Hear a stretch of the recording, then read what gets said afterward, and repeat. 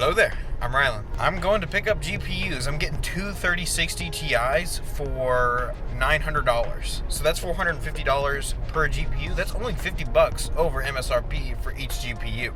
So yeah. Alright, I got my GPUs right here. So here they are, two 3060 Ti's. They have this little adapter piece here from 12 pin to 8 pin.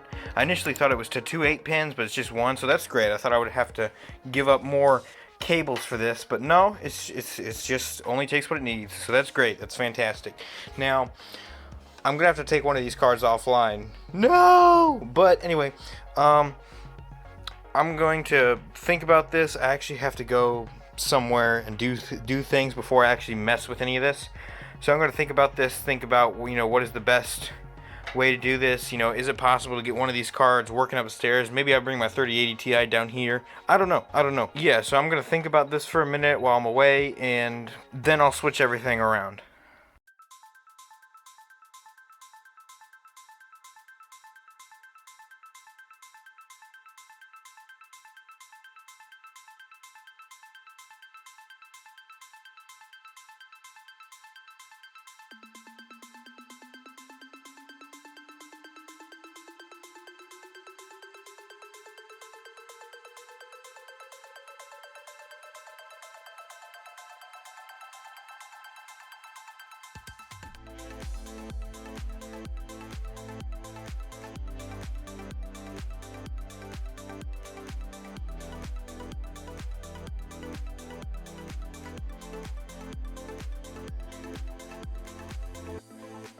Okay, that's all done. I took a lot of time just to think about what card I'm putting down and, you know, what configuration I want.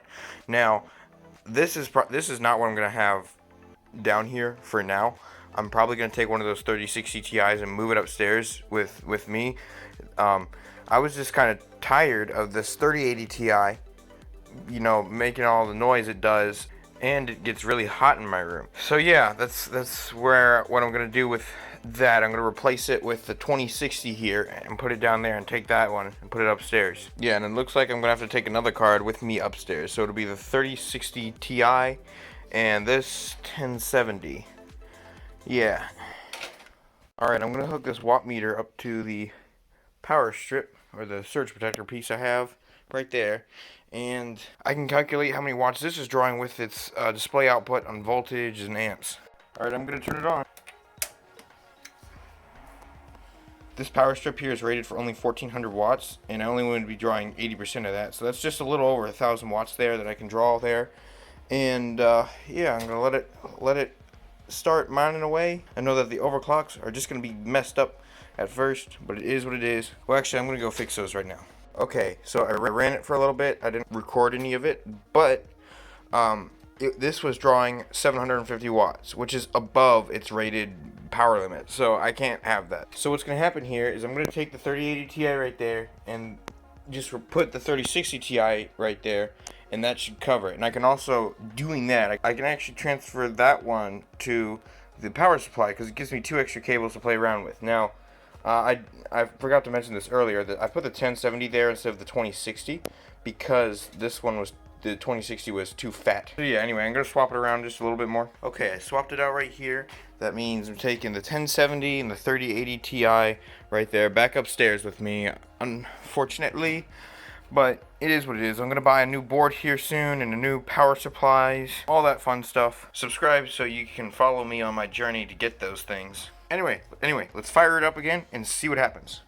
If I can find the switch here.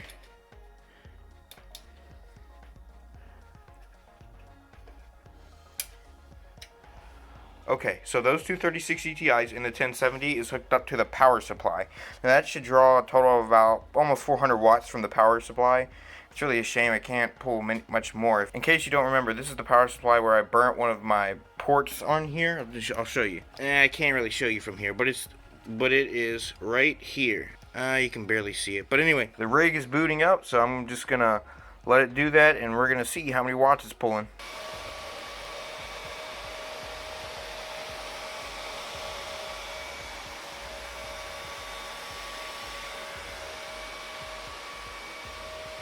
Alright, so it's hashing away here. Now this is drawing about 400 watts, and this is drawing about 550.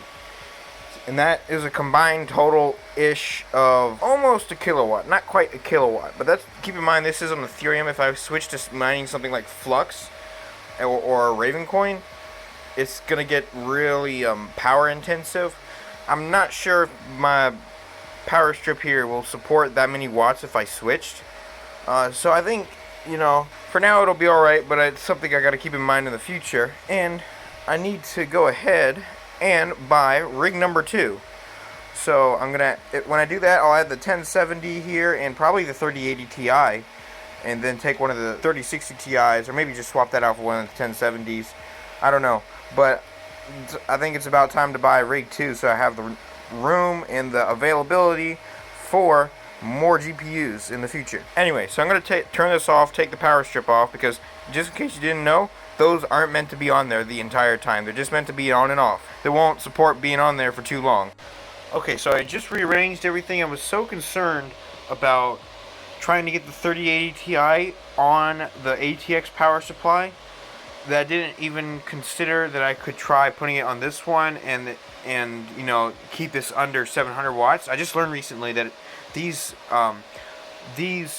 server power supplies do not need to be at the 80% rule, because they work at a very, very high efficiency. So I'm drawing 1200 watts at the wall here, and this one supports up to 1400, and I'm past the 80% rule. But if I remember correctly, ATX power supplies have a built-in surge protector. So I think I may just bypass the surge protector here and you plug it into the wall, and then I'll still be good for the 80% rule with the surge protector, and I'll be all fine. This is great because if I brought that upstairs with me, the 3080 Ti, I would not be able to run all the cards I have. Okay, so in conclusion, I have two 3060 Ti's, a 1070, four 1660 Supers, and a 3080 Ti down here, and that draws roughly 1.2, 1.3 kilowatts altogether with power limiting and all that fun stuff after overclocking. And upstairs with me, I have a 1070 and a 2060 Super. I'm able to get all my cards running. Now, I did notice, I'm actually recording this clip about a day after I recorded the previous one, and this rig I noticed shut off about an hour ago, and I'm not sure why that is. I'm wondering if this is drawing too much power and it's just shutting off. I don't know, but I'm definitely going to try to get rig number 2 here as fast as I can, so I won't run into issues like this. And I'd also like to get it set up to where if I wanted to mine Flux or Ravencoin even, I can just switch it to it and it'd be alright. Because this here, it is at its peak. It is not going, you know, I need another power supply before I switch to another algorithm. Anyway, let's go upstairs and I'm going to show you what I have there. Alright, here's the 1070 and here's the 2060 here. And this is my daily driver computer. And here is what it's mining right now. It's mining about 60 mega hash at 250 watts. That's about 300 with the total rig. Yeah, the 2060 and 1070 do not get great efficiency at all, but it's still extra hash. It's not a great market to sell either. So yeah, I'm gonna keep this up and going, and then I'm gonna get rig 2 and keep moving forward. Okay, so here are all my cards right here on the rig downstairs. So there's 4 of my 1660 Supers, a 1070, two 3060s, and a 3080 Ti, like I said earlier. Now, this all together is getting about, we can see right here, 385 mega hash. That's a lot of mega hash to be on one rig. Now, this is just kind of stepping up for me because I believe previously it was at like 260-ish, 270-ish. Which was good, but this is a 400 mega hash. That's quite a bit. That's something. Now the memory temperature 92. That's actually a lot better than what I was getting in this room. It was like 104 in this room, 102. So I'm glad that it's down. It's still in here. It's still going to show up red because HiveOS is really on top of maintaining it. I'm not sure how to change it to not show a red. How to say it's fine, but It's fine. Unless it gets back to 102, 104, I'm not concerned. So, and the same thing with this one. I'm fine with it being 73 degrees. Would be better if it wasn't quite that high, but it is what it is. Alright, I'm in my pool statistics right here, and it is showing that I have almost 500 mega hash right here.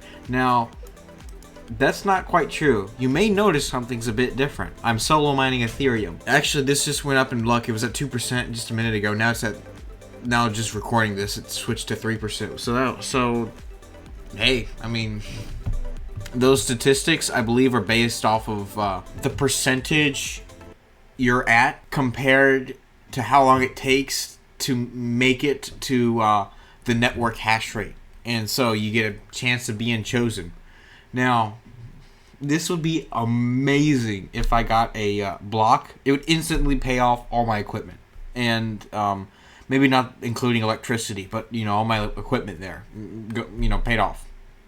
That's would be fantastic. So I thought I would just take a shot in the dark, and this is what I'm going to be doing for the last days of Ethereum. I did the math, and I do have a video if you want to find out, you want to take your mega hash to see what's the chance of you hitting a block on Ethereum.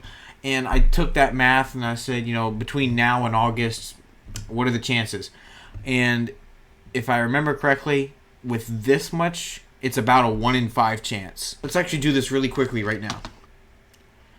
If I remember correctly, Ethereum's hash rate is about a petahash. Yeah, right here. A 1 petahash. So let's get a calculator out. Alright, so this is 1 petahash right here. 1.02, but we're going to even it out just to 1. Divided by how much mega hash I have. 450, which I know my statistics are saying like 500 right now, but it's so hard to submit a share. So if I submit so many shares, if I get lucky, it's going to say more. And if I don't submit enough, it's going to say I only have 400. It'll even out eventually, but that's what it is. 2,222,222. Now, one Ethereum block takes roughly about 15 seconds to be mined. How many times does 15 seconds happen in a day? Let's find out. Okay, I Googled it, and it's 86,400. Now let's take that and divide it by 15. So this will be how many blocks will be mined in one day. 5,760. Okay, so let's take this number and divide it by 5,760.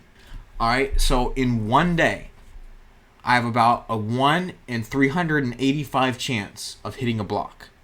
Those aren't bad odds. Those aren't horrible. If I remember correctly, it is, you know, it's still more profitable to pool mine if I took 385 days and I hit an average of 1 block in 385 days, which that is the statistics. But let's take the amount of time from now to August. That's 2 months, 60 days, divided by 60. A 1 in 6 chance, 6.5 chance. That's not bad odds. That's not terrible at all. That's if it's at the beginning of August. Let's say it's not at the beginning of August. Let's say it's the ending of August. So let's say 3 months, 90, divided by 90. About a 1 in 4 chance. These are bad odds, and I'm really excited because there's an actual feasible chance that this is possible. I would just be blown away if I whipped out my phone, you know, on break at work and just see you've made $3,500. That would just, you know, all my equipment's paid off. I could pay to expand, which means more content like this. And it just would be amazing. If you want to help me out with this, I'll leave this address in the description below. I'll also leave a link to the statistics page if you want to watch it with me. So yeah, that's all I have with you today. Thank you so much for watching. Please like and subscribe if you liked the video. A quick recap, I got more cards, and I'm solo mining Ethereum. That sums this video up. And again, if you want to help me, I'll leave the link to this page and the address I'm mining to in the description below so you can help me. Thanks for watching. Bye.